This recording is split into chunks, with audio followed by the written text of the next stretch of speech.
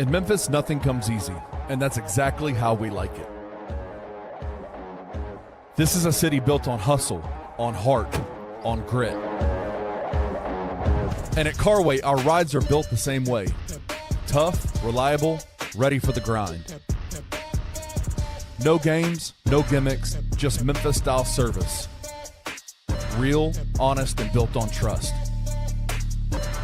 Where grit meets grind, you meet your next ride. Carway, grit, grind, and pink Beetles.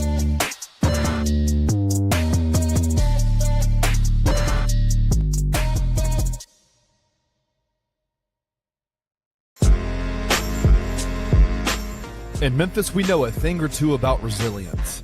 From the grindhouse to the Delta, we protect what's ours. But when pests invade your home, it's time to fight back.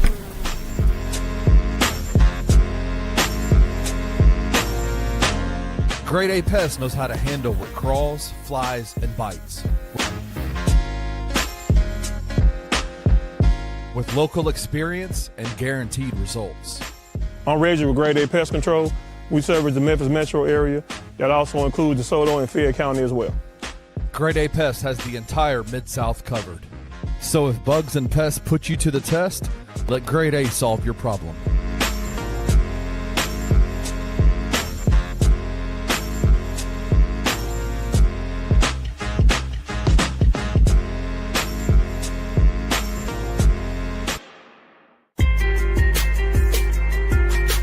Bluff City Media presents The Anthony Sain Show with your host, Anthony Sain. Now, let's get to the show.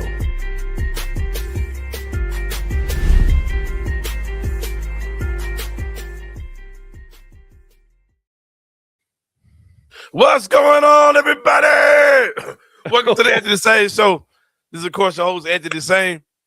My voice been fucked up since yesterday, man. I have good reason. That man drank 3 beers, went to a Ground City Brewing watch party, and lost his voice. Now, I lost my voice before the beers. The beers actually seemed like it made it better, but that was the loudest I've been since then. So yeah, that didn't come out right at all. But welcome to the show.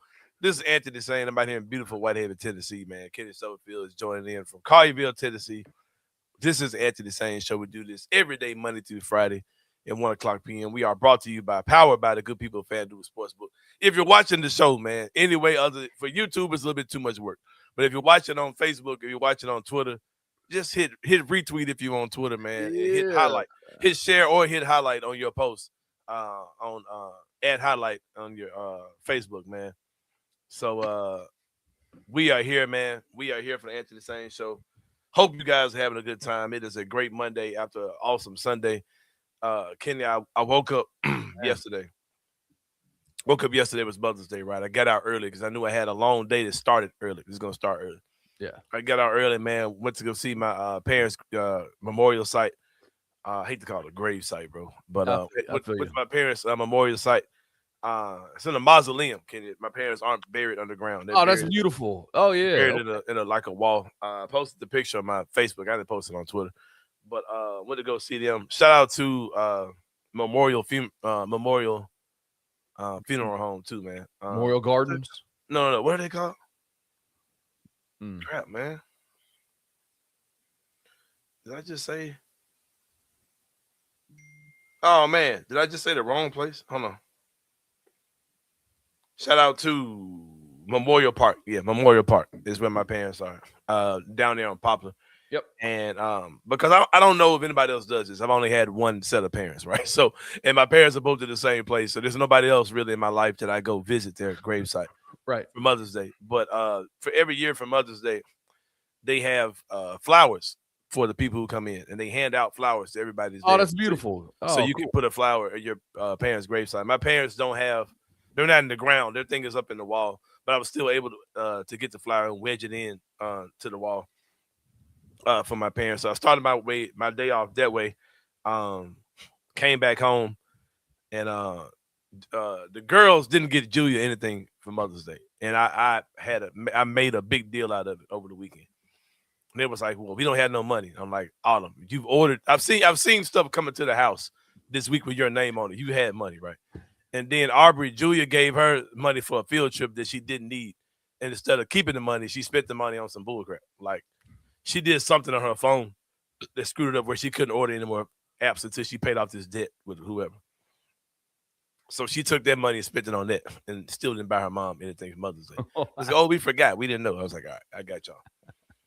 So I said, I'm not going to give y'all the pleasure of getting up having a gift for your mom. You're going to go get a gift Sunday after Mother's Day has already started, and you're going to be late getting it to her, and you're not going to get a total bailout from me. And so Autumn came up with some money because her mom had gave her money the other day for something that she didn't buy. So she used that money to go buy her mom something for Mother's Day. And as soon as I dropped them off, it was time for the lottery, right? So I'm driving, and I don't know if you particularly know where I live. You've been to my house? No, you haven't. So there's a lot of construction on 3rd Street. Right. And it's just horrible. Yeah. So I got on the expressway instead of staying on 3rd Street. And it told me I was about to be late for the it told me I was gonna be late for the watch party. And I knew it wasn't gonna start at 2, but I didn't want to risk it. I didn't want them to be started and I'm not there. Right. So I'm like, oh crap. So I'm flying, and then my GPS recalibrates. And it tells me, okay, ignore what we just said. You're gonna get there. It literally just cut 7 minutes off of my trip. That's beautiful. So I was like, crap, I'm gonna be there at 1:56. So I told Rusty I'll be there. And I said, have me a drink ready, man. Have me a cold beer ready. So I came in, he had my beer. I get into Grind City Brewing. They got it up on the screen. Yeah. But guess what, kid? What happened?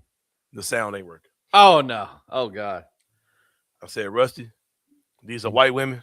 I'm gonna let you handle this, but they need to fix this shit. Let's get this fixed. I'm not gonna jump in. Plus, they don't know me, but they need to get this going. Let's get this fixed expeditiously. Right. So I said, just relax. So I had to pull up on my phone. I said, if anything, I cut my notifications off on Twitter. I cut Do Not Disturb on. I didn't want anything letting me know anything that might happen or has happened, or I didn't want to see it. I didn't want to hear people, what you think, bro? Ain't none of it. I cut all that off. It was me and my phone. A few minutes later, the good ladies there, they got it figured out. The sound is going. I'm ready. I'm standing right in front of the screen. Rusty's in the back. I got my shit pulled up. So I'm just going through the list, right? Of what had to happen. Yeah. Like, as long as this happens, we're good. Yes. So I'm going through the list. I said, okay, Golden State, y'all motherfuckers better be there. Golden State was there. Miami, you fuckers better be there. They were there. Charlotte, you motherfuckers there. When Sacramento.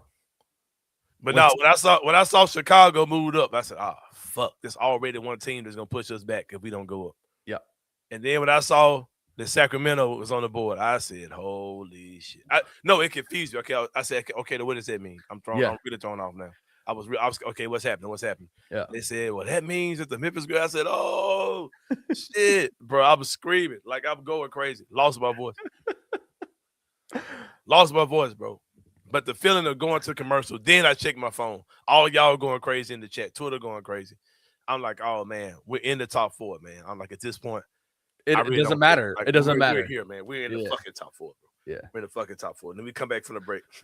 At first, it was like, and now I'm like, okay, anybody but us. Like, okay, now we Lowe's and us, man. Because out Chicago, I'm like, oh shit, we're in the top 3, bro. Oh motherfucker. Like, oh fuck, man, we're in the top 3. Then I said, just give me one more, man. Let me see how far this gonna go. And it was not it. The next card was us. Me and Rusty celebrated, man, and it was a good moment. There's nothing in the world, Kenny. There are a lot of things where I say I don't give a fuck about, but for this particular thing right here, man, this is the most, brother. I really don't give a fuck. I honestly don't give a fuck, bro. Like, yep. In a draft where I'm looking at what these 4 dudes in this draft at the top of this draft may very well be 4 of the best players in the NBA in the next 10 to 12 years. Like, these guys might be those dudes. Like, all 4. Like, they might be 4 of the best players in the league. Mm. I honestly do not care who we draft. Like, I have whatever y'all say. If you're saying, no, man, we need to draft Caleb Wilson, I'm with you, brother. If you say, man, Boozer is this. Cool. Hey, sounds good to me, man. No, man, we need somebody like Darren Peterson. He's brother. If when this draft happens, whoever in the hell comes out of the draft, I will be elated. I will be fucking elated. This is my thing. Oh no, Peterson fell to 3. Right. Oh no. These 3 dudes, those 4 dudes at the top of this draft are game changers. Good. They are good, bro. Franchise changers, yeah. Do you remember the 2003 draft with LeBron James? He went 1. Darko went 2. He's the throwaway. Then you got Carmelo, Dwayne Wade, Chris Bosh, all in the top 5. Like, that's this kind of situation where you talked about these guys, these top 4 dudes could all be some of the best players in the NBA in a couple of seasons. Right. That's that. When international scouting was not where it is right now. Right. But that's what I'm talking about. Like, you tell me Miami is like going, oh man, we didn't get LeBron James. We got fucking Dwayne Wade out of that shit, right? Toronto got Chris Bosh out of that. Like, it's the same exact way for me. Yeah. And there's something I say a lot about. There are guys who I feel like college kind of nerfed their game, or we really didn't see what they 100%. Are in college because they came in having to fill a role, right? This is something that John Calipari gets criticized of a lot. Yes. Where guys are really good, but okay, but I need you to be this guy in college because this is how we play. I know you're a really good player, but I need you to do this. Whether you're talking about Karl Anthony Towns, whether you're talking about whoever, like Devin Booker, Shai Gilgeous-Alexander, whoever you're talking about, right? There's like a ton of guys, their game really didn't, even though they were really good players, Bam Adebayo, but you really didn't see how good these guys really could be until they got in the pros, right? This is something that often happens with bigs. You often see a lot of bigs where teams really don't let them do too much of anything. Or see guys that really aren't bigs that get used like bigs in college. Right. Prime example is Tobias Harris. Right.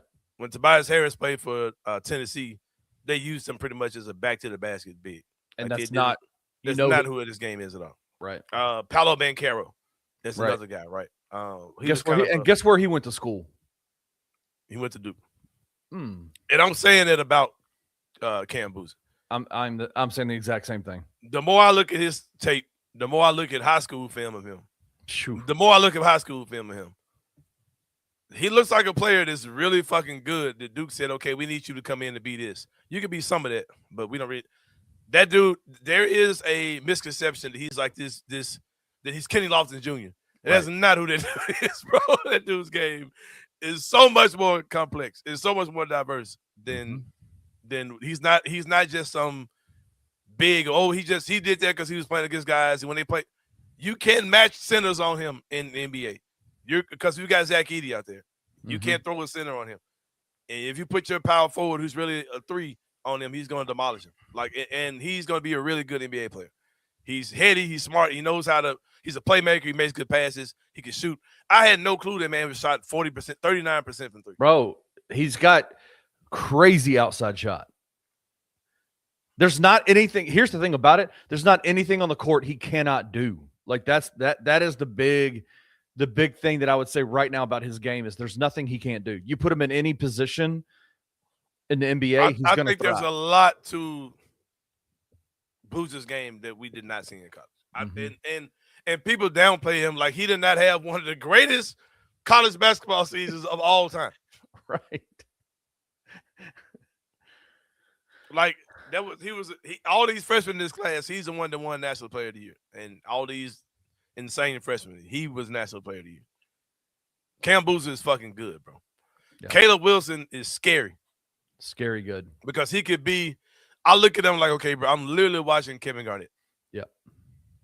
I'm a Kevin Garnett fan, bro. I'm a Kevin Garnett super fan. And I'm like, okay, that's literally KG, bro. Dunks everything, super high motor, has an edge. If he wasn't a weirdo, he'd be the number one. He'll be my number 1 player in the draft.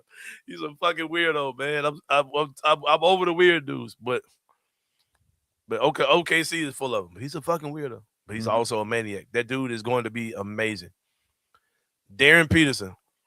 Jesus. When you look at him, when you look at how he plays, if you tell me you see Kobe Bryant, I'm not mad at you at all. If you tell me you see Kobe motherfucking Bryant, I'm not mad at you at all. If you tell me you see Anthony Edwards, I'm not mad at you at all. That dude plays like a cerebral killer. And Ken, I'm here to say if either one of those three dudes are on my team, I'm excited about it. I don't know what my man CJ Hurt feels about these three guys or what he feels about the Grizz being number 3 in the draft. But we're about to find out soon. I don't know where this brother chiming in from. That brother got he's piped. at the forum. It gotta be the FedEx Forum. That's at the forum. That man's at the forum. Look at him. Boy. You know it. So we got an email the wife and I did. Well, the wife got the email. She takes care of that. What's up? Let me stop you. Brother, this is an insanely lazy take. Bro. Y'all are trying to make this man like he's just some back to the basket, feed him the ball in the post. That's not what that's not. I've seen folks compare him to Drew Timmy from Gonzaga. Yeah, that's crazy. That dude is fucking good, bro. Good. All right. Y'all thought I was bullshit. Y'all thought I was bullshit on Twitter, bro. If you want to call that man Black Larry Bird, I'm not mad, bro. If you watch that man game, bro. Wait. Oh, wait. Stop. Couple of things. Black Larry Bird is interesting coming from you of all people who thinks Magic Johnson is terrible. Sucks. 1, 2. I was in the Costco and somebody goes, "Hey, CJ." And I look up and it's like, all right. Yeah. So I dapped this guy up. He's like, yeah. I saw you on Anthony Sain's show. It's like, oh, okay. Thanks for watching. I appreciate it. He said, yeah. Mm-hmm. I was watching the episode where they were hating on Magic and Prince. I was like, oh, yeah. I don't know what the hell I walked into, man. It caught me all the way off guard. I thought this was a respectable program. Yeah. Anyway, out here shitting on Magic and Prince. But it's crazy to me that you rock with Larry Bird. Hey. Are we acting like Larry Bird wasn't better than Magic like the entire time until Larry Bird went out on? Didn't Magic beat Bird rookie year? Am I making that up? Beat him for a championship with Kareem out. That wasn't the rookie year? Hold on. That wasn't the Kareem out for game 6 or game 7? Yeah, Am I mistaken? His first year, and then I think Bird won like 2 or 3 straight. And then Magic won. Yeah, man, listen. If you rock with Bird, you got to rock with Magic. That's like eating peanut butter, not eating jelly, right? That just don't make sense to me. Like eating grilled cheese, but don't eat fried bologna. Huh? But you do know Larry Bird was better than Magic, right? Listen, if that's how you feel, that's how you feel. They were peers, though. They are peers, absolutely. They created modern basketball. The NBA started in 1979. The year. All right. Okay, but Cam Boozer, white Larry Bird or black Larry Bird? I said white Larry Bird. Yeah. Like Larry Bird ain't white. He'd be honored though. Hold on. Let's go back in history. My guy Blunt Smoke, you smoke weed, man. This shit come back to you. Blunt Smoker has 100% right. Remember Larry Bird? They weren't rookies the same year. Okay. Remember Larry Bird came to No. I thought they were rookies. They were rookies the same year. But they beat the 76ers that first season. That's who they beat. Yeah. I got you. I follow. My bad. Shout out Dr. J, another great. Yeah. And he said, hey, probably feel like Dr. J won shit too. But that's neither here nor there. Dr. J was cold. But CJ, what were your thoughts, man? Man, listen, where were you watching it at? I wasn't watching. Why would I watch that? Y'all just tell me where these guys get where everybody's picking at. I don't got time to sit down and watch a 35, 45-minute long program special about these damn ping pong balls, dog. I don't. Support to y'all though. Hey. Who do. I don't. I was watching The Office, I think. What? You know what I thought about? Like people kind of mourn tanking yesterday. Like, oh man, we'll never see tanking again, right? Bro, with that being said, the NBA draft lottery is gonna be the most must-see TV, bro, in the fucking world, bro. You don't agree? Because it's gonna be everybody. Like anybody could be number 1. Like it did every spot. It ain't got nothing to do with your record. They're doing the lottery for every pick. I was like, that shit gonna be crazy. Yeah, like, you never know where you gonna be. Yeah, absolutely. People are gonna be excited to sit down and watch it, and I understand why. Yeah, I'm not excited to watch it. I'm not gonna watch it. Y'all just do it and then tell me where everybody's picking it. Bro, like that's all I need. How are you not excited? How are you not excited to watch that? I'm excited. I'm excited to find out. I don't need to see how the sausage is made. You just tell me where these dudes is picking at, man, and let's go. Let's get it going. That's like waking up. That's like the thing I never understood. One of the TV tropes I never understood was like on the kids show, the children, it's Christmas time and they're hunting for the Christmas gifts. They're lurking and searching in all the rooms trying to get a sneak peek at the gifts. And I'm just not like that. I'm the type to say, all right, It's December 24th. Cool. I'm gonna go to sleep about 5 p.m. and I'm gonna wake up about 2 a.m. and I'm gonna open them things up when it's time to open them. Right, like that. That's how I roll. That's what I'm gonna do. That's crazy. I'm not gonna sit down and watch all this. So you tell me if the Grizzlies had got number one, you would have like, damn, I had to wish I had watched the whole process. No, hell no. Ain't no way in hell I would have said I wish I would have watched it. I promise you ain't no way. Ain't no way I would have wished I watched it. She was like, oh, so what happened? Oh, they got the number 3 pick. There's no way. No, I would not. There's no way. No, what I would do is, they got the number 1 pick. Let me see what the people in the Grizz Nation who I respect and value their opinion. Let me see what they have to say about it. I'd be excited to do that part of it, sure. But I'm not trying to go through and watch this live with you people on the social media. No, you'll have the take for me, Anthony. I'll just say, okay, what's Anthony got to say about this? What's Sharon Brown got to say about this? What's Mike Wallace got to say? What Jessica Vincent got to say? What Drew Hill and what's D Mike got to say about it? DeMichael Gold, what they got to say about this? And I'll just read from there. I'm not sitting down watching anybody's lottery. I'm not. So we start out the show saying we don't have a purpose. I don't really care how this goes down. Are you the same way, or where are you at? Do you? Man, listen, care? I'm like you. I think if they could have gotten. If they landed, in my head, if they landed in the top 8, it's like, all right, cool. I can rock with anybody they gonna take in the top 8. I can rock with certainly the top 3. I can rock with Caleb Wilson, Acuff, Wagler, Mikael Brown Jr., even though there's some back stuff, but I can roll with that. I can roll with anybody in that top 8 to 9 range. And as long as they land there, I'm good. You don't got to sell me hard on any of them because I think they're all going to be quality NBA players. Now there will be a handful of superstars here, but you can't predict superstardom. I can't predict who's going to be a superstar and who's not going to be. I can tell you that from my eyes, and I've seen them all play a bunch. I watch college basketball, not religiously, but I watch college basketball when there's a big matchup on Mondays or Tuesdays, and then on the weekends, I get 3 or 4 games in as well. When I watch them, there's no, it's not, Courtney. Shut up. When I watch them, I can get excited about any of these dudes in the top 8. And I'm telling you, I can get excited about 6 or 7 of these dudes that are outside of the lottery or in the later stages of the lottery as well. I think this is great that the Grizzlies got the 3rd overall pick because something wonky might end up happening where you look up and Cam Boozer gets taken 2nd. And now you're left with Peterson or DeBansta in your lap. So that's good. But even if that doesn't happen, you still end up with one of Boozer or Wilson. And I can get excited about that. This you said something that made me think about something too. But this top 4, we have another guest coming on. My guy Chip Williams is going to be in a few minutes. Shout out Chip. My boy Chip. But he comes to you guys, so yeah, for sure.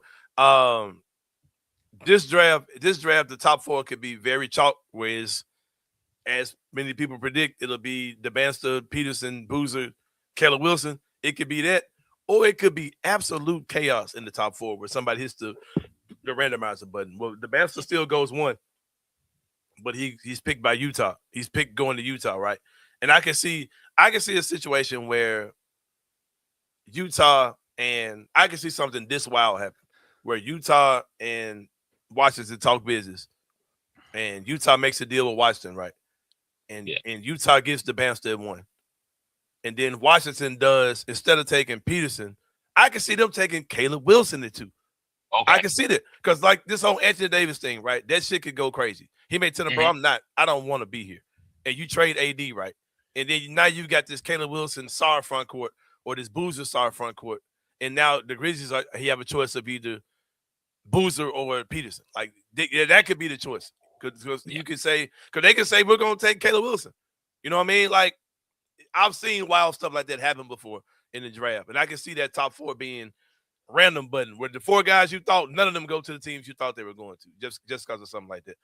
Could you see that type of act? How do you think it will lean more wild, or they'll lean more as expected? I mean, as of right now, I'm gonna lean more as expected, but that's the great thing and why I think there is so much excitement around being 3rd overall in this draft for the Grizzlies, because there are a bunch of possibilities that open up for you with that third overall pick, where something crazy like that plays out in the top two, and boom, you're right there with the next opportunity. You're right there with the next pick. And then you could be the biggest benefactor of it all. Kenny, you brought up the LeBron draft. What was that, 2003? I mean, LeBron James won, sure. If you're Denver, you're the Nuggets, you're drafting behind Milicic. And so, or behind Detroit, excuse me. And so now it is, all right, depending on what they take, what they do, I could end up with Bosh, Wade, Anthony, or Milicic, right? So depending on how they play that out, I could still end up with a player who I think is really, really good. They take Milicic and boom, you're right there to scoop up Carmelo Anthony. Sometimes if you can't be first, it's better to be that next one after first, not necessarily second, but third, and you can let everything play out. Courtney, a lot of those guys. Courtney, wait, hold on. Courtney, how the ribs turned out? I just want to know. Courtney's in the chat. I want to know how the ribs turned out. He was on the egg smoker this weekend. I need to know how it all popped off since he was in here talking shit. Go ahead, Anthony. I'm sorry.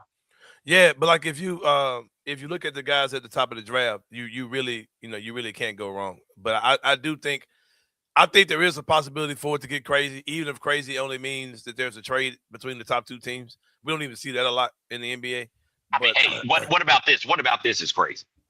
I've talked to nobody.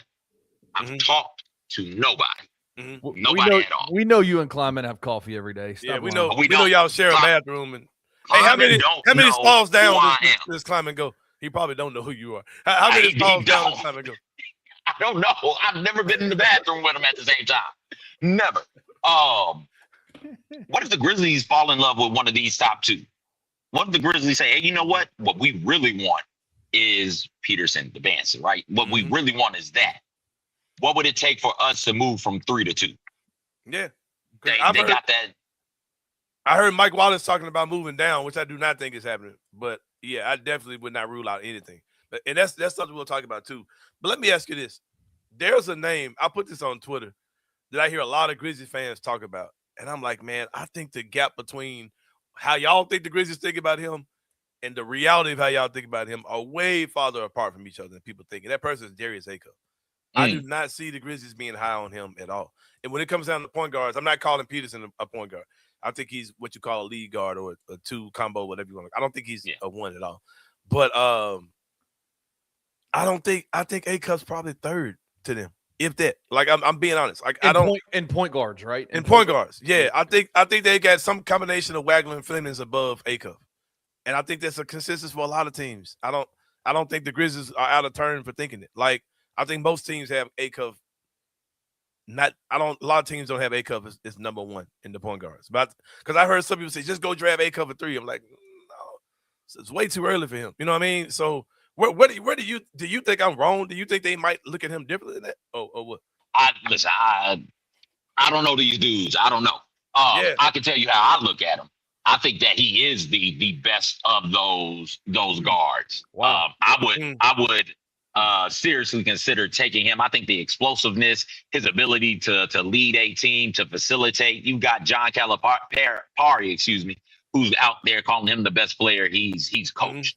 You really watch him play, and he plays like it. He's doing things in the SEC that haven't been done since Pistol Pete. When you talk about leading the conference in points per game and assists per game, like 6.2, 6.3 assists, if I remember correctly. He feels like somebody who you can give the ball to in isolation constantly and consistently, and he make the right basketball play. If that's score the ball, sure. If it's give the ball to somebody else and get an assist, or give this ball to somebody else and facilitate, absolutely he can do that. My only knock on him is not good defensively. I didn't say not very good. I said not good defensively. But like that's some stuff that you take the good with the bad and you just keep it moving. I would have him up there. Mine would go Acuff. I would have Burries, the guard out of the point guard out of Arizona. I know that one is different for a lot of people. How is he that old as a freshman? How? Listen, man, he's like 21. Look, check this out.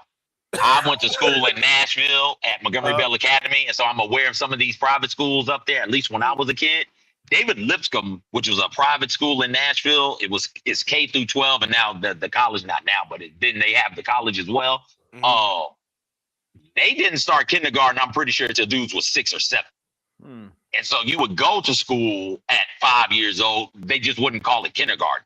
They call it like super pre-kindergarten or something like that. And then you turn 6 or 7 and you'd end up in kindergarten. So we had a lot of dudes in high school in Nashville when I played who were in there, who were 20 as seniors. And that was a large part of the reason why. Like dudes were driving as like freshmen or first semester sophomores. Like, wait a second, how? It was like, oh, I went to Lipscomb. It was like, got you. So maybe that's the deal. Maybe he started kindergarten super late. But if you can do it, man. Great.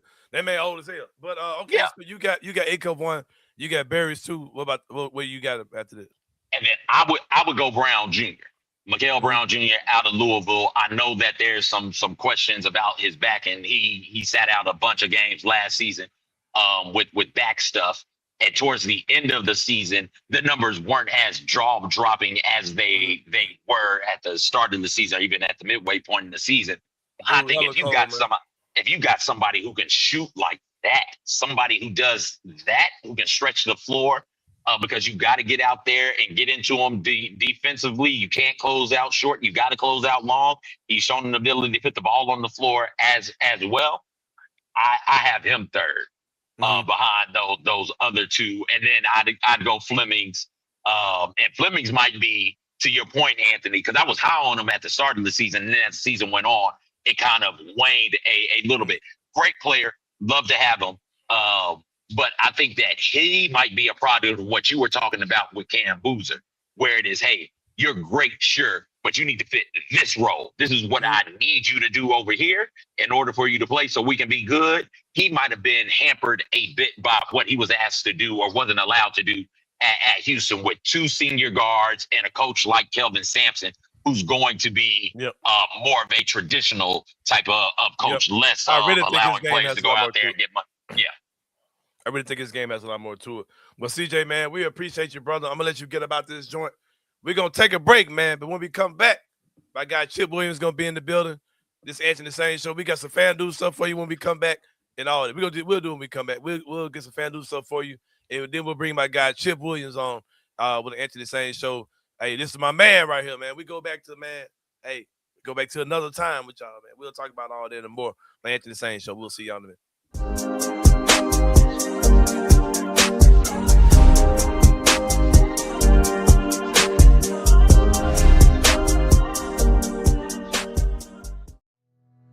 Tired of the same old fast food? The soggy fries, the frozen flavors, the meals that never quite hit right.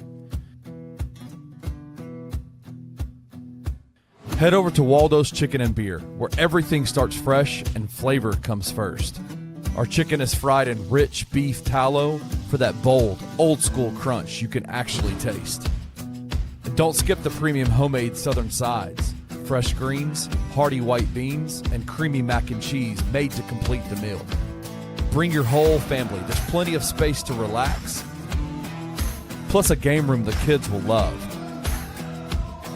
Catch the game on big screens, grab a drink at the full bar, and enjoy happy hour specials every day from 3 to 6, all day on Tuesday and Sunday.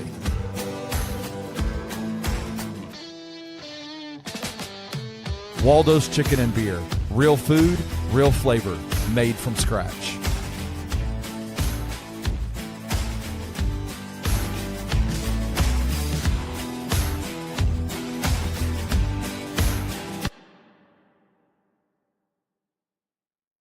Half of said teams will be the lowest seeded automatic qualifiers, the other the lowest seeded at-large teams, aka Power 4 on top of Power 4. Memphis, get wrecked. And see, that's what sucks to me. In my opinion, this was made for Power 14 for conferences to get in. Mm-hmm. What I hate is the automatic entry teams having to be in a play-in. I don't care. The rules are you get an automatic bid if you win your conference. That bid should not be to this 2014 play-in. That should be to the field of 66 or 64. Yeah. Mm-hmm. So you get to play in the first round if you win your conference. Yep. That's it. It's just weird, man. Like, again, it's a money grab. It's not about competitiveness. I love watching basketball. I will consume and watch these games because I'm a basketball junkie. I will not. Tune into the 2 Buck Sports Show with Rusty Witten and Drew Gann, Monday through Friday at 11 a.m. on the Bluff City Media YouTube channel. For this draft, like ZK, you don't have to have all the answers. Whether it's a light rebuild or a rebuild, we may not get all the answers from this draft. You have to hit on this draft. It's kind of important. Three picks in this first round. You have to hit on this. I literally want 2 starters out of this draft. Take the next step forward with team culture. I don't want another season of what we just went through. Make the tanking season worth it. Yeah. And I think that's the biggest one for most Grizzlies fans. Like, we put up with a lot of tanking. Some of us in real time, so make it count. Make the tanking season worth it, and let's not look back.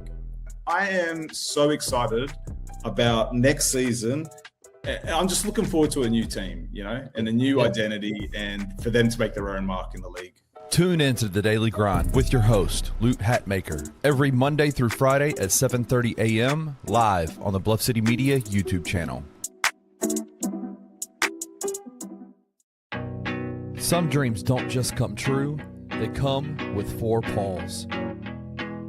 At Puppy Dreams, we match loving families with happy, healthy puppies. From playful companions to lifelong best friends, your perfect match is waiting. And with our professional grooming spa, your pup will look as amazing as they feel. Visit Puppy Dreams today and meet the one who's been waiting just for you.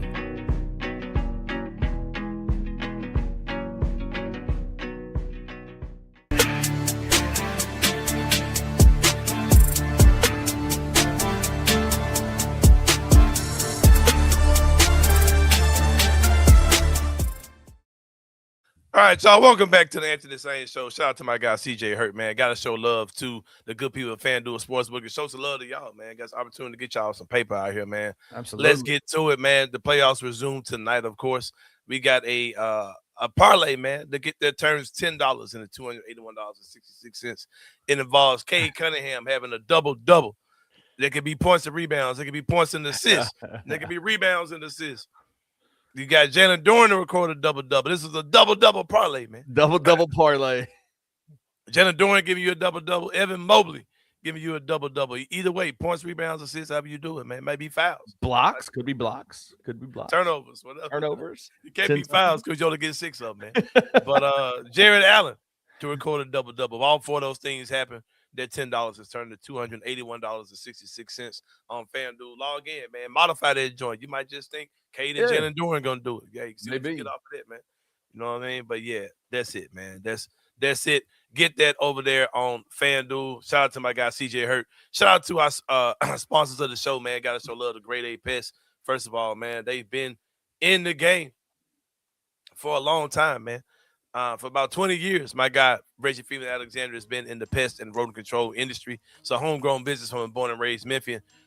Committed to excellence by applying human and pet-friendly products that are safe and highly efficient. Give them a call, 901-628-4867, gradeapservices@gmail.com. That's my guy, Reggie Freeman Alexander. When pests and the rodents put you to the test, call Grade A to help you solve the problem, man. They'll get you squared away. I promise you they will, man. Also, Carway Automotive Group, the same family was out there on the weekend, man. We took a look at the Kia Telluride. What'd you think?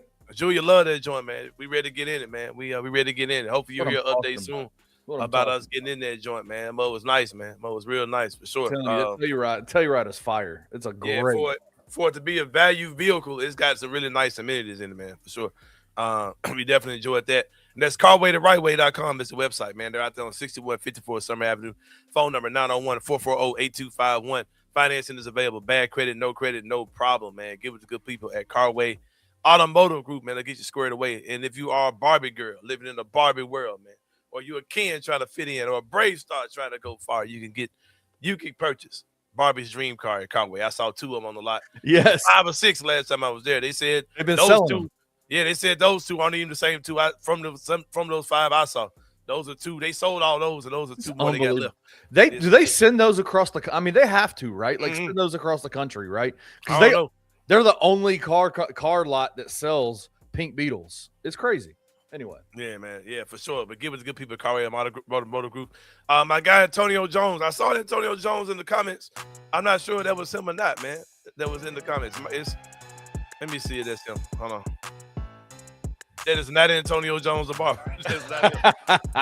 Over 30 years in the barber industry. Clean, family-friendly environment. Natural and enhanced style. Superior grooming for men, women, and children. Get with him, man. Smash that QR code and book with him today.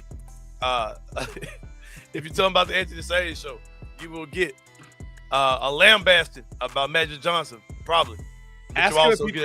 Ask him if he thinks Cam Boozer looks a lot like Larry Bird. That's the question. Larry Bird. Ask him if he thinks Cam Boozer is Black Larry Bird. But if you tell him about the Anthony Sain show, you'll get a discount on your first visit, man. He also got water, juice, and snacks for everybody who comes to visit. That's Antonio Jones, the master of definition. Get up with Waldo's Chicken and Beer, man. I was in there joint last Thursday, ate good. And now Autumn works there too, so Autumn be bringing food home. Well, she's a Nepo baby, man. She in there bringing food home in their joint as well, man. So this is a Waldo's family for sure. It's a made-for-scratch kitchen, nothing frozen, all fresh food. Great spot for families, man, because they got their game room, full bar, and TVs for the full family experience. Yep. All their food, all their fried food is fried in beef tallow instead of oil. You can taste the difference. Premium southern sides like greens, white beans, and macaroni and cheese. They got a happy hour drink specials all day, Tuesday and Sunday, and every day from 3 to 6, located 2200 North Germantown Parkway, 901-716-0032. Open Sunday through Thursday, 11 to 9. Friday through Saturday from 11 to 10. That is Waldo's Chicken and Beer. Got to show some love to Puppy Dreams right down the street from Waldo's Chicken and Beer, man. That's not – there you go. But it's all good. Puppy Dreams, where puppies make life better. They got actual puppies in their recently remodeled showroom to choose from and get to know before purchasing. We got a full-service grooming salon inside. 1-year warranty on all purchases made. Financing is available as well. All puppies come from USDA certified breeders and not some schmo. Facebook Marketplace, man. 1740 North Germantown Parkway. 901-763 is the phone number. Open up to Saturday 10 to 7. PuppyDreamsMemphis.com is the website. And I've been doing a review on this last thing the whole week. I'm going to hand it over to my guy, Kenny. I'm going to tell y'all about it. I'm going to let Kenny tell y'all more about it because he is not just a watcher. He is a participator in our next product. Y'all know what it is, man. It's from the good people at Beard Joy. It is skin and facial products. No, it's not Grade A Pest. You put that on your beard, you're probably going to break the fuck. Yeah, don't put it on your beard now. But nothing that Reggie leave around your house from Grade A Pest on your face, man. But Skin and Beard by Braid Joy is an awesome product. Yes, it is. And it's a 2-part product. It's the sugar scrub that you start off with. You wash your face, use that, and then come back behind it with the beard serum, which is an amazing oil. Kenny, you use it this weekend? Yes. Dude, I'm telling you, I am so – it's like when you get used to using certain beard oil and it just smells bad. Like you just don't – it doesn't smell great. You just kind of get used to just kind of like every once in a while, smell, like catching a whiff and being like, bro, this just doesn't feel right. Like I don't like the way it feels. I put both the polish and the serum in my beard this morning. And let me tell you, man, already I can feel it in my, like underneath my beard. It's softer. Like the hair is like, the hair is softer. I was brushing my beard out and it was like, it was doing funky things. Like it was like actually moving and like I could shape it pretty well. And it just smells. I'm telling you, for me, the smell is everything. It smells so good. And like, man. Like you said, I don't know about y'all. My elbows can get kind of ashy sometimes. Like you rub it everywhere. I put it in my elbows and my elbows look good. Like I'm telling you, it's crazy. It's a full, like you can put it anywhere. It's made for your skin and your beard or your face, but you can put it anywhere. Hands, everything. It is amazing, bro. She has a wonderful product. I don't think she understands how good that product is. Like I can feel it. I can feel it still on my hands, and I like rub my elbows with it, and I was like, man, it just feels good. Feels good. Man, it's great stuff, man. By the people, Braid Joy, it's a locally owned business too, man. So get with them. Go to the website, smash the website, get you some. If you're a man, grab it for yourself. Ladies, grab it for your man, man. That beard looking ratty, man. Go and get that man back in the game. It's amazing, bro. It's an amazing product. But now, man, it's time to bring my guy up. I didn't want to interrupt him with doing commercials and stuff. I see he's being patient. In the back room, the legendary Chip Williams in the building. What's going on, my brother? Yo, What's baby. up with you, bro? My guys, it's always good to talk to you. This is my Oh, favorite time of year. So Yeah, you ready? That boy ready. Yeah. Dude, Chip, you Man, looking really. good, man. Like, what's going on, bro? Man, What's like going you lost on? about Yeah, 10, man. we lost about a good 15 to 20. You Hey. got the beard Yeah, looking yeah. right, bro. What's going on? You looking good, man. I need to get the product y'all were just talking Hey, about we because got like you, I don't man. know, I'm a little wiry over here, so maybe I Yeah. can smooth it out, you know. But see the website, man. Get you in the game, man. For sure. For sure, man. But Chip, you saw it. I don't know. We did all the emotional stuff. CJ said he doesn't watch the lottery at all. He said he don't even watch the draft. Like, that's insane. That's crazy to me. Just tell me what happened. Like, no, bro, I gotta see it. I gotta know, yeah. Okay, so Yeah. initial thoughts when you saw that number 3 pick, who did you see going to the Grizzlies? I know you've already played out all the calculations in your head of how this thing could possibly go. And when you saw the draft order, who did you see falling to the Grizzlies immediately? I think number one, I feel pretty good about AJ DeBonsa not being there at 3. He's the one I feel like 100% is not going to be there. And AJ's number 3 for me right now on my board. It's all very fluid. These 4 guys are really, really close to one another. But I think it's going to be – my initial thought was Cam Boozer, just because it seems like DeBonsa and Peterson have been the 2 guys that the mainstream consensus is really honed in on as the top guys. But – you know, with Utah being there at 2, doesn't really fit in terms of like their roster construction, but you're not really drafting in the top 2 for a fit, right? You're just looking for the best player. And the fact that Cam Boozer's dad is a scout for the Utah Jazz gives me a little pause that he'll make it all the way to 3. But I don't know, man. Like, we could see some, like, does Washington, are they more interested in Boozer? So maybe they flip spots with Utah, get an extra pick. I don't know. Like, there's some weird stuff that could be going on, I feel like. Yeah, for sure. These two they've had some sparring matches before. Ace Bailey was a player of conversation between these 2 teams in the past. Last year, there was a conversation between these 2 guys, and Washington was not budging when it came down to moving to get him. So we'll see how these 2 teams are they good bedfellows or not. But I definitely do believe that AJ DeBanster will be the number 1 pick in the draft. Okay. At number 2, who do you think goes number 2? You broke down some of the scenarios, but so you think it could possibly be Boozer, it'll either be Peterson, it'd be one of those 2. Why would Utah take Boozer or Caleb Wilson? Like, why would they take a forward, a big man? They already got a pretty good front court, right? For sure. No, I mean, you just think about it like with Laurie Markkinen, Jaren Jackson, Walker Kessler, even Ace Bailey can play some 4 if you need him to. Throwing another forward in that. And then Filipowski, too. Filipowski's in that rotation. Good player, too, yeah. But like I said, I just think that when you're drafting that high, you're trying to get the best player. You'll figure out the team fit as the thing develops and as you move on year after year, right? If it were me, I think a hand and glove fit for Utah is Darren Peterson because, like we talked about, they've got all these bigs, these wings, they've got all kinds of stuff. Now all of a sudden you've got the best shot creator in the draft that'll fall to you right at 2, who some people are going to say is the best player in the draft. Like, that's what I would do if I was Utah, I think. But Carlos Boozer is an employee of the Utah Jazz, and Cam Boozer's really freaking good too. So, like, if they took him, I wouldn't blame him either. Like I've said, Boozer's my number 1 guy. I would, if the Grizzlies landed the number 1 pick, that's who I'd be targeting number 1. Yeah. But, you know, it's so close between all 4 of these guys. I've seen people have Caleb Wilson number 1. It's kind of all about what you value. Yeah. What you value and what your process is. So, because I could definitely see Washington saying, okay, we've got the number 1 pick, but we really would like to have a solid Caleb Wilson front court. Like, okay, come get the Banster because you're gonna have to unload to get him because we'll easily take him.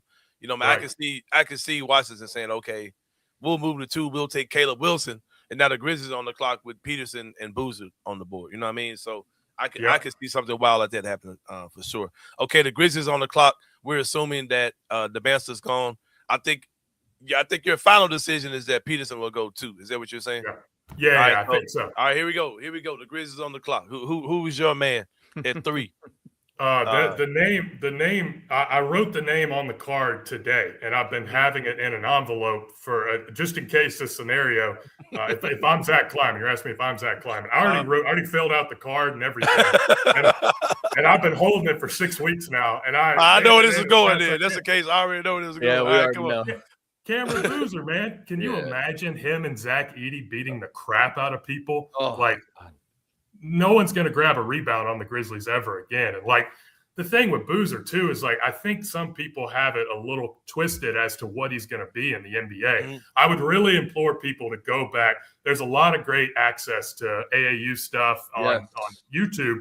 Go back and watch this kid play back in the day, whether he was in AAU or down in Florida in high school. He was about 20 pounds lighter, and he was playing as a creator. He was a wing who was on the ball creating shots. And he bulked up. Like I said, he probably added 20 pounds. He might have got a little bit too swole. Exactly. So I think he can easily drop some of this weight because basically all Duke had was Patrick Ngongba, who's got his own injury problems. So he was going to have to play center some of the time regardless. And I think that's what he bulked up to do. This is a wing, man. This is a 3 who can play as a 4 if you need him to. And, this is the best player in the draft to me. No, he is Black Larry Bird. He is Black Larry Bird for what you said. That's what you told me. I'm with it. I'm with you. Look, I've called him power forward Jokic. So, like, maybe that is just Black Larry Bird. Wow. But if you call a power forward Jokic, I'm thinking about a guy who's under the basket that can step out and shoot threes. Like Boozer can create offense. He's a lot more Paolo Banchero to me than I think people are saying too, man. I think he's got a lot more game. I think people are trying to make him like he's Kenny Lofton or something. I'm like, no, but that's not who this dude is. But he's not a bowling ball, bro. Like he is. The thing about Boozer. Yeah, the thing about Boozer, man, is like no matter where he's been, whether it's high school, AAU, up to college now, he's been the smartest player and he's been the strongest player on the court wherever he's been. And just those two things alone is going to be pretty damn good, right? If you're smarter than everybody and you're stronger than everybody, it's going to be hard to stop you from getting where you want to get and passing where you want to pass and scoring when you want to score. And that's just what he's done. And this is one of the youngest prospects. He may be the youngest prospect. He won't even turn 19 until after the draft. So, like, this is a child, man. He's a full year younger than Caleb Wilson. No, for real? Yeah. He's 18 years old, yeah. I know he's 18, but I know he was like young for his class, though. Yeah. I think the dude's amazing, bro. And like I said, he's the guy. It feels like the stars are lining up for him to be the guy. And I'm not trying to get in the way of the stars alignment, bro. I feel like he's about to be the dude, bro. Like it's just so much about him that just feels like he's supposed to be here. Now, but if it's Peterson, if it's Boozer, I'm down. Now, the gentleman we talking about next, Caleb Wilson. Yeah. What are your thoughts on him? What are your thoughts? I'm assuming he does not get past the Bulls at 4. Okay, in your opinion, is there anybody else that could crack this top 4? I've seen people say A-Cup. I'm like, bro, A-Cup is not going in the top 4, bro. Like, if the Kings were there, they probably would have taken him, but that's not happening, bro. Like, it's Caleb Wilson's going to go in the top 4. Yeah, not to me. I mean, I know that there have been people, and look, like the consensus gets it wrong every year in the draft, right? Mm-hmm. So if you want to just go crazy and put A-Cuff number 1 overall, we're all going to clown you, but you may be right 5 years from now. You know, we don't freaking know what's going to happen. We're just making the best guesses off what we have. But man, for me, Caleb Wilson, like, all right, let me step back for a second. So when I saw the Kings card drawn on lottery night, I knew immediately, all right, the Grizzlies have just jumped into the top 4. Mission accomplished. I don't care if they're 1, 2, 3, or 4. Yeah, one man. of these guys is wearing a Grizzlies jersey in June, right? He's going to be standing up there with his picture, holding it up with Adam Silver. Mission accomplished. This crappy year that we just all went through was worth every second of it, right? And taking that back to Wilson, like I've seen people say, oh, he's just Jaren, whatever. He's nothing like Jaren Jackson. All right. If you watch the guy play, Jaren is one of the best shot blockers in NBA history and one of the best prospect shot blockers of all time. Wilson's an okay shot blocker, but he's not nearly as long as Jaren. And Jaren was spraying threes in college. He was spraying threes in high school. That's kind of a question still for Caleb. He's got the really good mid-range touch. I think he'll shoot him. We just haven't seen him do it yet. But what Wilson has over Jaren, he is so much more comfortable and functional in his body than Jaren was. You remember Jaren was like a baby reindeer when he first got out there. He was just kind of arms. He kind of is, right? Yeah. He's put on some weight and he's gotten a little better at it. But like Wilson's kind of already there. Like this guy, you can give him the ball and he can go muscle his way into the rim and get a bucket. Oh, he's looking to dunk everything. He's trying to dunk every goddamn thing. Yeah. he would have put up Zach Edey at Purdue dunk numbers had he not gotten hurt. He was well on track to get over 100 dunks this year. But also, like, this guy passes like crazy too, man. Like, I've got a clip. It's one of my favorite clips of the whole cycle. He starts off on defense, defends a guard, cuts off his drive, runs back, contests the shot, misses the shot. He goes and grabs a rebound, takes it full court with his left hand, dribbles it to the wing. Shooter runs to the corner, whips a one-hand left-handed pass wide open to a shooter, knocks down the three in transition.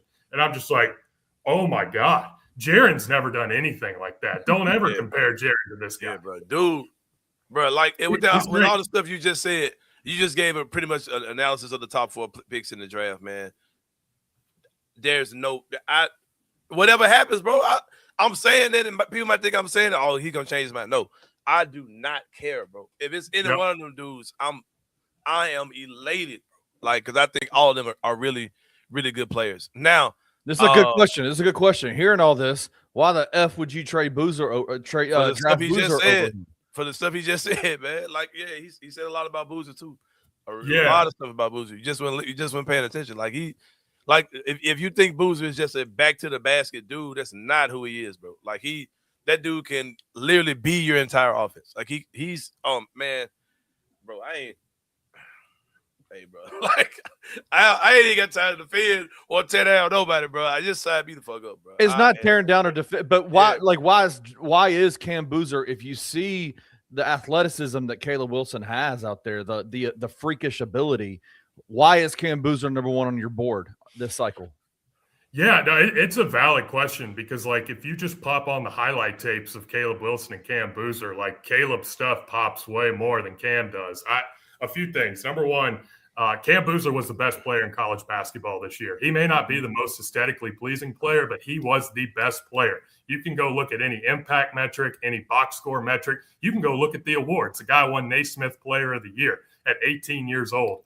All he did in high school was be the best player in his class while being the youngest guy in his class. In fact, you can go all the way back to AAU. Caleb Wilson and Cam Boozer played on the same team. And it was not close. It was Cam Boozer's team, and Caleb Wilson was a role player playing off of Cam Boozer. Like, they were on the same AAU team for real? They were on the same AAU team for the summer. And they were cold. I think it was the Knight Riders. They were freaking good, man. But yeah, I think what Cam Boozer brings to the table is what you're looking for in just a one-time heliocentric, I'm going to run everything through you offensively. He can shoot, he can dribble, he can pass, he can finish in the mid-range, he can finish at the rim. He's just smarter and stronger than everybody else, and that might be boring to some people, but my only goal with all this stuff, with creating a board, anything, I'm trying to win a championship. And I think Cam Boozer can be the number 1 player on a championship team, more so than I believe that about Caleb Wilson. And that's not a knock on Caleb. I think he's awesome. But I think that what you go and look, let me give you a really good example here. Thinking back to 2018, this draft reminds me a little bit of 2018, the year we got Jaren. So many people wanted to invalidate what Luka Doncic was doing overseas in the second best league in the world. He was name somebody who did it. Nobody. That's it. 18 years old, MVP of the second best league in Canada. Name somebody who tried to names the names of people who tried to invalidate what he was doing overseas. Oh, was it you? No. Oh, it was Anthony, definitely. You can pull up the scoop clip you guys pulled up on me. I get shit wrong all the time, so no worries. Yeah. You think back to it, like everyone's like, oh, he's slow, he's not athletic, he doesn't have the pop, he's not going to do it. Man, these guys are just smart and they're strong and they figure it out, and they're going to keep figuring it out. You got to breathe. Brother, you got to take a breath, brother, because nobody's saying it. Like, we're literally giving praise to Boozer. This man's talking about if it's about Edey, like, bro, stop, bro, relax, bro. What did it say? If y'all base Boozer would be good because of Edey, don't draft it. Like, we're literally not saying it. Don't like nobody. That dude is really fucking good, bro. Like, he's really fucking good. He's been good for a long time, bro. But now, go ahead. Look, I know sometimes, like, some of the stat stuff gets overwhelming and you can kind of, like, manipulate stats to say whatever you want them to say. But I created this fake thing called the 30-15 Club. And all it is 30 usage and a 15 box plus minus in college. There's 3 players who have done it. Zach Edey his senior year. Steph Curry did it twice at Davidson. And now Cam Boozer is an 18-year-old at Duke. That's it. That's the whole list, man. This guy's unbelievable. Yeah. Like I said, hold on. What do you say? Like I said, y'all got Caleb on the screen, but still glazing Caleb. I'm going. I don't understand why people get so emotional, bro. Like we love Caleb too. We love them all. I would lose my shit if Caleb Wilson was a Grizzly, bro. Like, yep. There is no world where Caleb Wilson be on this team would have me about to go through the roof. I think we want to reiterate it, and I think all 3 of us will agree. At whoever the Grizzlies get in this top 3, we are amped for it. Whatever. Man, I'll sign me the fuck up, bro. That would be no franchise player. There'll be no level of disappointment, bro. Yeah, all this stuff I'm saying about Cam Boozer, I can do the same shit for him. I just feel like it's gonna be Cam Boozer. I've seen some people say that they think the Grizzlies are gonna take Caleb Wilson. I ain't mad at it. I ain't said nothing crazy. Anybody who has a Caleb Wilson take it, why you think he's better, brother? I'm with you. I'm not against you at all, bro. I'm not against you at all. But I think they literally can't miss. I think if you get any 3 of these dudes, your team is going to be astronomically better with those 3 guys, man. 100%. I don't live in this job fantasy world y'all live in where y'all actually think that dude's gonna be on the team. Like I don't understand how in the world y'all think that man that they're gonna keep y'all around. Like that's come on. Did you see Tim McMahon put a story out and said the Grizzlies getting the top 3 pick in the draft has no bearing whatsoever on trading Ja Morant. I'm like, because that dude is gone. He's not coming back. They're not sitting there going, well, maybe we'll keep him if we don't get in the top 4. He's gone. Like man, he's not going to be on this team next year. Anyway, I don't have sources, and I can confirm he's gone. Like, it's just happened. Just accept it, you know. Just accept it. Man, 2 gone, bro. This guy said Brown Unboxing said Wilson workout videos are incredible. How much weight, Chip, do you put in workout videos? 0. None. Like it doesn't. You can do a lot of things 1-on-0, right? Show me what you can do 5-on-5. Show me what you can do in organized basketball. And like, by the way, that's not saying Caleb Wilson's not good 5-on-5. Yeah, I think he's incredible. I think he do everything in the videos you've seen him doing. I think that motherfucker can do it. He can, yeah. But like, look, a guy that I'm really intrigued by in this draft is Jaden Quaintance, who's working out with Mike Miller here in Memphis. And Quaintance, you can go to their Instagram page and you can find a video of this guy stroking threes. Right. And you watch him go try to shoot a 3 in a game, and it's like, what happened? Like, why aren't you shooting in a game if you can all of a sudden just shoot 50 threes in a row in a workout? So it doesn't matter, man. These guys I think what people have to understand, the JUCO basketball players go to any gym in Memphis and they're one of the best players, if not the best player in the gym. These guys are different, man. You could go play men's league pickup night. These guys are freaking different, bro. So you watch them work out in the gym, it's going to look different. Yeah, it's going to look insane. But I think Caleb will be an absolutely great pick for this team. I'm so excited to be in a position where I can talk about these dudes. Somebody was like, it was a Washington Wizards fan. He was like, man, I'm so glad I don't have to sit up here and debate about A-Cup, Wagler, and Flemings. I said, bro, you ain't lying. Because I don't really bro, hey, whatever, bro. We up here with the big boys now, man. So, I'm down for it. I'm down for all of it for sure. I'm of the common belief, Kenny and Chip, that the Grizzlies are going to be active around that 16th pick. Right? They've never not moved up in the draft. The Grizzlies have never been slated to pick somewhere, and that's where they pick. They've always moved up somewhere. Now, when you're talking about a John Moran or a Jaren Jackson Jr., that's a little different. But whenever they've been anywhere outside of their top 4, they found a way to move up in the draft one way or another, right? This year they're 16. Last year they were at 16. They moved up to 11 in a not a much weaker draft, but in a weaker draft, they were able to move up from 16 to 11 to get Cedric Coward, who's ended up being one of the better rookies this year. Do you think that this will be another season that the Grizzlies are able to move up, and how up could they go? Because I'm looking at if you take a big at this pick, especially if you're moving on from Ja, you may want to go get another guard who could be a star or a starter on this team. So how far up do you think they can get up, and kind of what would be your path to go about doing something like that? And who would be your target? Who would you go after? And I'm assuming it would be somebody. I'm assuming that I think this is a safe assumption. I think that on draft night, I'm probably 60% sure this is going to happen. I'm sure that you're going to have one of Caleb Wilson or let me say Caleb Wilson first to appease to the people who think that I give a fuck about which one. Like, I'll pander to y'all for a minute. I think that either Caleb Wilson or not Cam Spencer. He might not be here. Cam Boozer will be on your roster. Plus, one of these 6 gentlemen to my left will be here as well. What are your thoughts on that? And do you think that's feasible? And who would you go after? Yeah, for sure. I think it is. Now, I think it's all about like an opportunity cost, right? Like how much is it going to cost to go up and get an A-Cuff or a Flemings or a Wagler, kind of that tier 1 of point guards, that you're talking about. So you probably have to get all the way up to 7 at the latest, maybe 8 if you're lucky. Maybe someone snags like an Ade Mara or Yaxel Lenenborg pushes one down. But I look at like that second tier of point guards, like LeBaron Philon is a guy I really, really like out of Alabama. Michael Brown, a little concerning with like the back stuff, but the high school stuff was incredible on him. Kind of a weird year at Louisville. He's incredible. Yeah.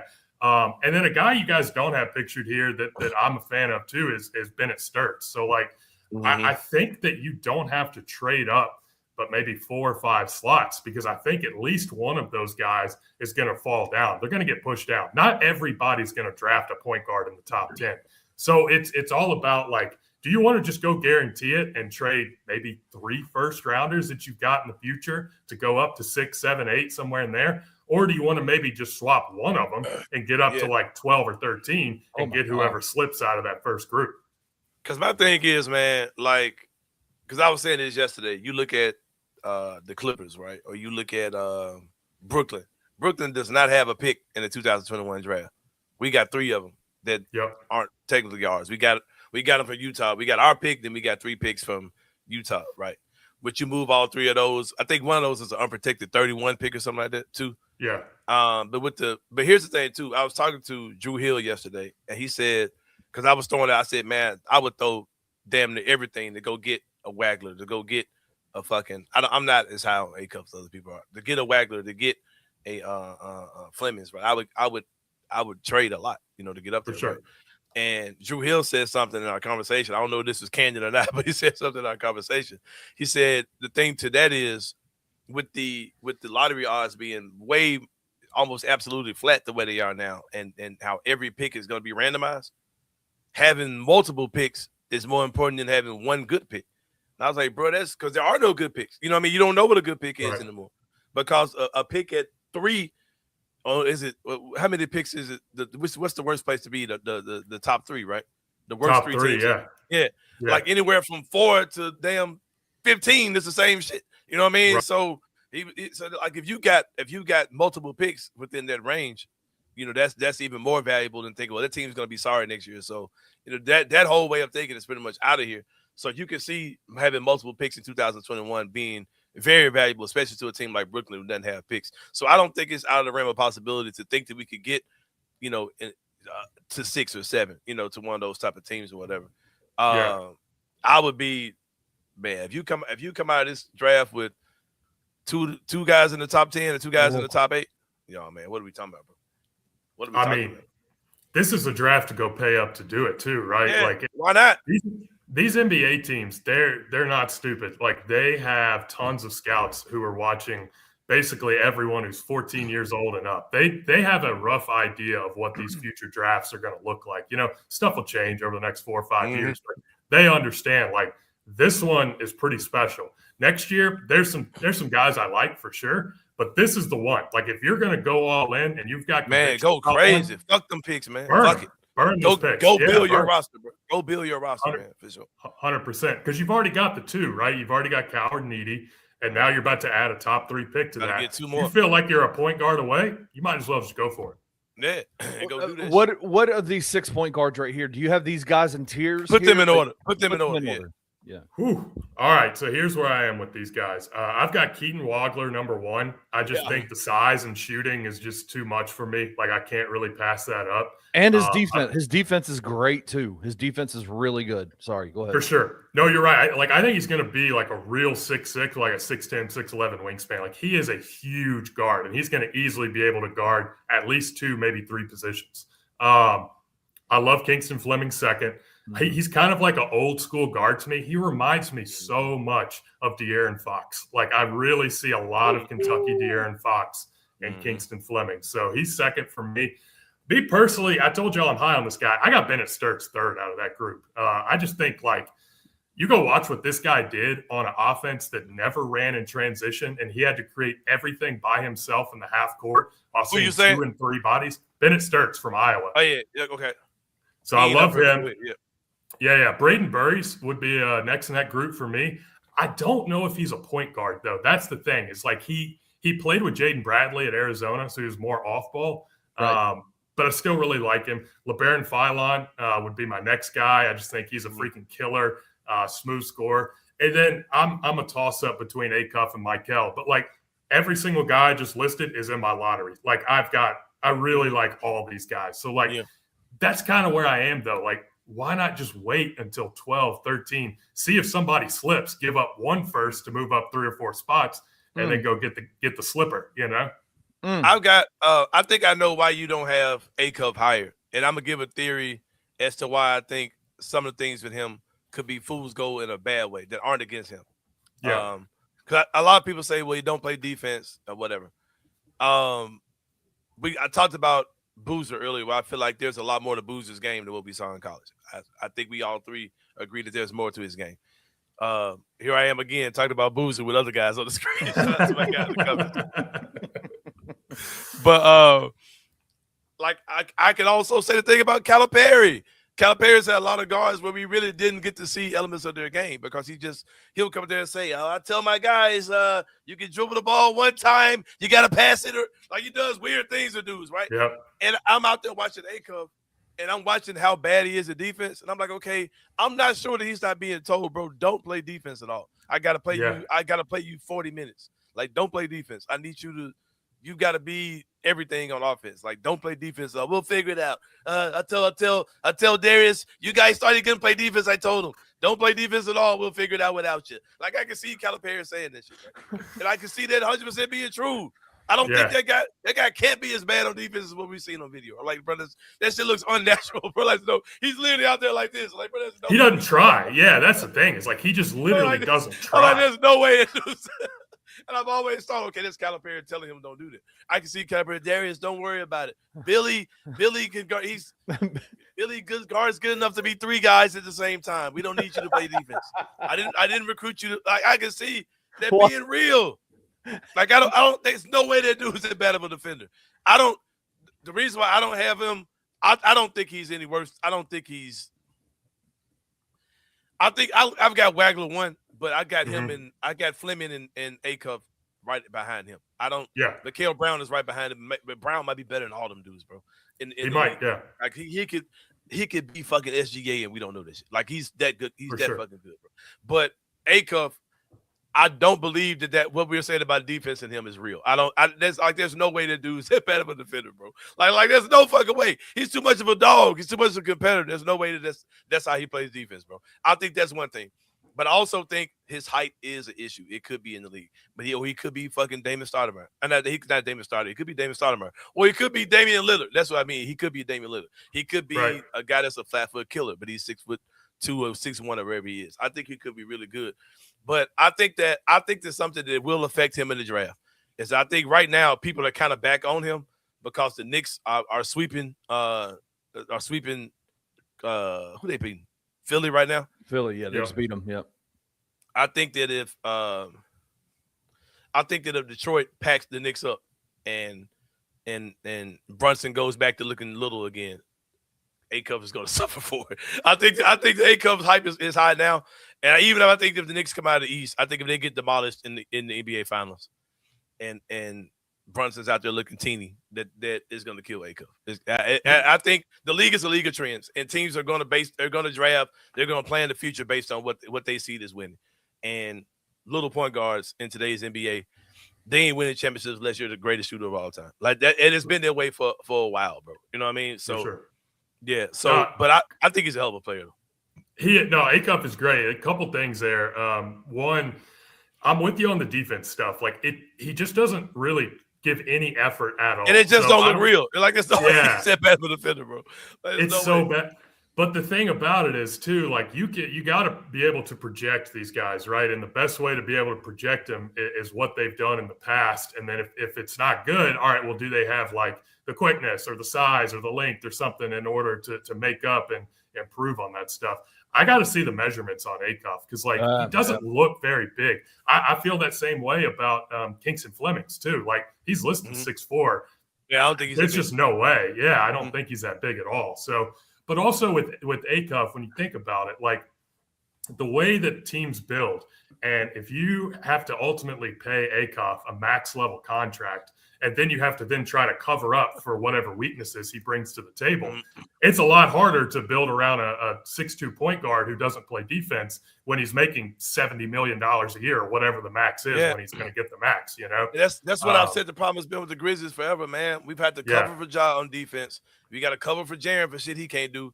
And you got dudes out there who just kind of out there to cover for dudes. And it's like, all right, bro, this shit, like this is not going to work. You know what I mean? So I think A Cuff is a dog. I think he's going to be good in the league. Yep. I just don't have him as high as some of those other guys. And I don't think the Grizzlies have him. Like I have people say, oh, just draft A Cuff for 3. That's not happening, bro. The Grizzlies are not going to take A Cuff as fucking number 3. No, they're too smart for that. That ain't happening, bro. I'll tell you what spooked me with A Cuff too. Someone made this comp and now I can't unsee it. They compared A Cuff to Trey Burke. And I was like, oh, shoot, man, that's actually pretty good. That might actually be who he is. Because you remember how good Burke was at Michigan, man. He was this good. Don't let Chris Ingram in there, man. Because I said, bro, let me find out that I said there was another dude that was saying the next Allen Iverson too, man. He was fucking Trey Burke. Yeah, bro. I have such a fear that that's who he could be, like, for real. Like, oh, my God. There are certain dudes. I think Kingston Fleming at worst is a high rotation level or a starter level guard. He could be a Drew Holiday type. I can see him being in the league, or De'Aaron Fox. I can see him being in the league for a long time. Wagler, guys who can dribble, pass, and shoot. Even if he just turns into a catch and shoot guy in the NBA, if he turns into whatever, Klay Thompson, whatever. Even if he's only that, I think he's gonna be in the league for a long time. I can see A Cuff like totally not panning out in the NBA. Yeah, just because. And I mean, it's guys like him. There's a lot of Darius A Cuffs that come out of college basketball, bro. Like there's a lot of them. Like, and like my guy Jason was like, man, Calipari don't make bad guards. Yeah, he does, bro. Like there's some really bad guards that came out of Kentucky that just didn't pan out in the NBA. But I think he's gonna be good. But I have such an uneasiness about him, man. You know what I mean? Yeah. Yeah, for sure. That's what makes this hard, right? Is like A Cuff is awesome and he was incredible to watch, and he's like everything I want in a basketball player. I can name 10 right now, and I can't even remember names. Like that's just not true, bro. Saying Calipari guards don't miss is insanely wrong.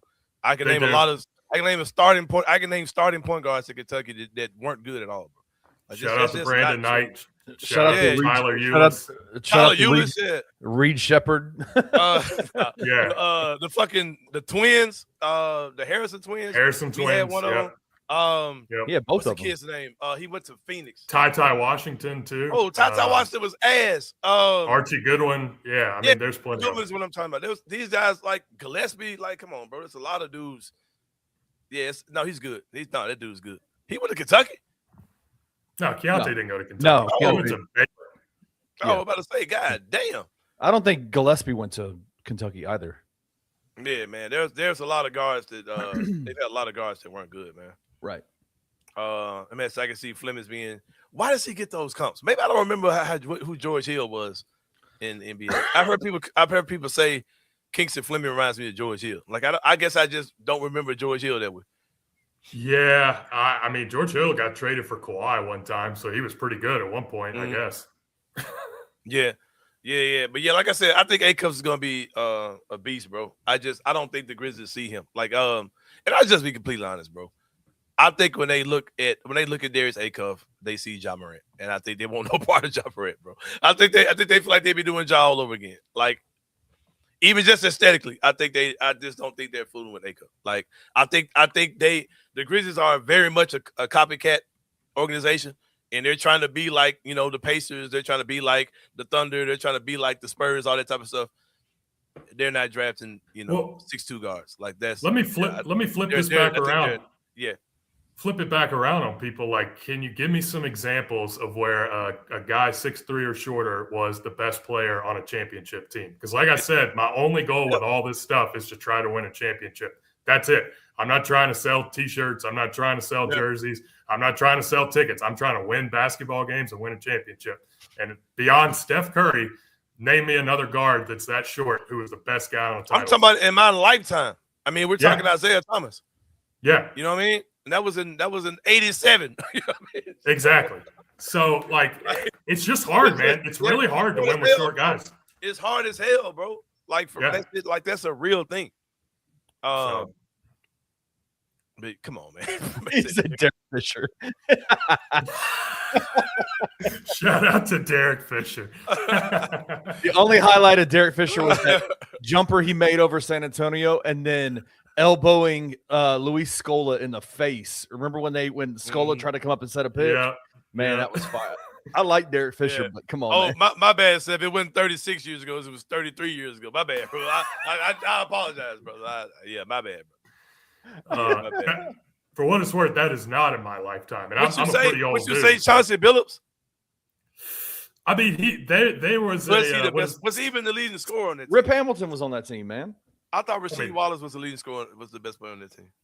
Ben Wallace. I don't Rip know, Hamilton, man. Like that team was so across the board, pretty much even. Like you could say, you could say Ben Wallace was the best player on that team. But okay, all right. Let me say this: how do you then build a roster like the Detroit Pistons if you've got to pay someone like Darius Acuff $70 million? Because you also would have to pay Ben Wallace and Rasheed Wallace and Rip Hamilton and Tayshaun Prince. You know what I mean? That's my whole thing here. Is like if you're going to invest a max in someone that small, he better be pretty dang special because you're not going to be able to build the same type of roster out. Yeah.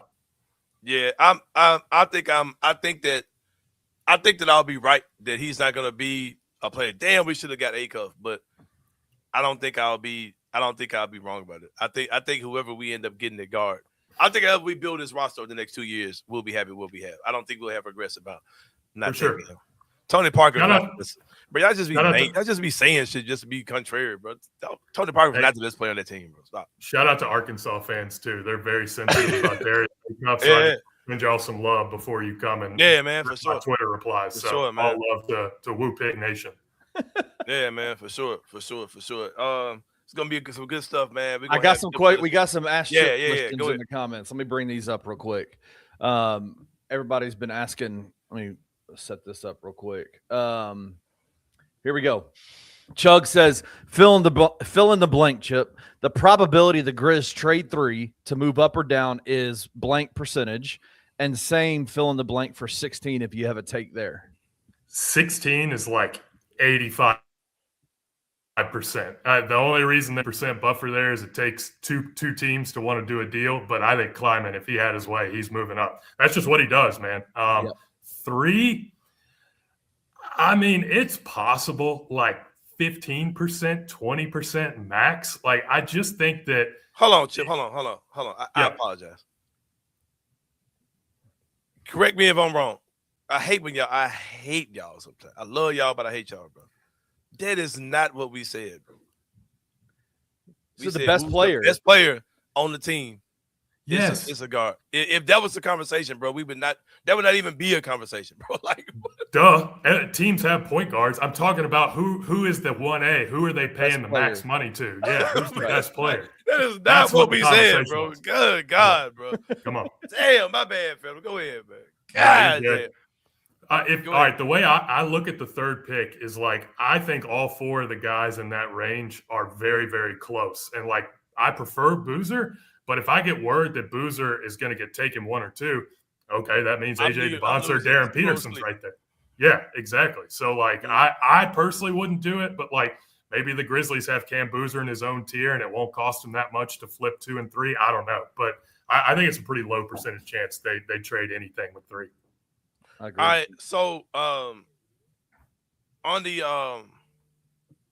16, a lot of people are attaching John Morant to that. Like, okay, we can do John and this to move up here. I think that might make the trade worse. Like, I think you can make a move to go from 16 to 10 or 8 or 9 or whatever you're trying to do. I think you can do that and not involve a John Morant trade at all. I don't think do you think it has to be packaged with a John Morant deal? I think a total opposite. I think that very well can happen without having to involve John at all. And you can move John a totally separate trade. 100%. Yeah. I mean, if something works out where you can stretch it into a bigger deal and also, get Ja off the team while moving up or whatever from 16, great. But no, those don't have to be linked at all. Yeah, for sure. We got some more We got a lot. we got more. some more Ask Chip questions in this joint. From my guy, Chip Williams, man. I got about 5 minutes. Go ahead. Get off this thing. So yeah, Okay. keep going. I'll run through as many as I can. If the Grizz stay at 16, who do you like most between Lopez, Carr, or Amari Allen? And you also think that's not happening. You also think they're not going to be at 16, right? I don't know, but of that 3, man, that's an interesting group. I would maybe say Kareem Lopez is probably a more Grizzly type player. But Cam Carr, if he can add some weight to his body, that's going to be a real player. His problem is he's like 170 pounds and he's 6'6". So he's going to get bullied his first couple years in the league. But Amari Allen's an interesting one. I kind of think he's going to go back to school, but he's interesting too. I think the Grizz would like Lopez the most. All right, we got a bunch of questions about this, so I'll just wrap it up into this question. Who are your favorite under the radar prospects? All right, I brought up one with Bennett Sturts because I think he deserves to be in that point guard conversation of the top guys. I also think, coming into the year, Jaden Quaintance was my number 4 player. If I can remember off the top of my head, I had Darren 1, Cam 2, AJ 3, Quaintance 4, and Caleb 5. And Quaintance didn't get to play, but he is the same age as Boozer. And you go back and look what he did as a 17-year-old at Arizona State. If all the medical stuff checks out and he's good, I'm very, very in on that guy. I'll give you 2 more real quick. One, kind of a deeper cut, not a lot of people saw, I would bet, is Alan Graves, who's kind of like the mid-major. Yeah, from Santa Clara, kind of like the mid-major Cam Boozer. They are very similar in their play styles, just big, physical, can do a little bit of everything. And I think he's going to be a real NBA player. And then one, man, we didn't bring him up in the point guard discussion. He's another one that probably deserves to be up there. He's also in Memphis working out with Mike Miller, is Ibuka Okore from Stanford. Somebody else was on him. Somebody else was telling me about him. Yeah, this is not a great comparison, but he just kind of gives me like old school Monte Ellis vibes where he's like 6'2", can create anything, dunks like crazy, and shoots threes, just gets them up, gets up a ton of threes, makes them in a good volume, scores all 3 levels. Apparently he's like a genius too, like a really just smart person. Obviously he went to Stanford, smart guy, but apparently just a great guy and a great basketball player. And the fact that he's here working out in Memphis, to me, probably signals all right, the Grizzlies may have accidentally popped into Mike Miller's barn one time and had a conversation with Ibuka Okore. So he's one I've definitely got my eye on where, if I was betting on a guy that's 20 or later to be an all-star, it'd be Ibuka Okore. Yeah. Wow. No, you got to go, Chip, real quick. Yeah.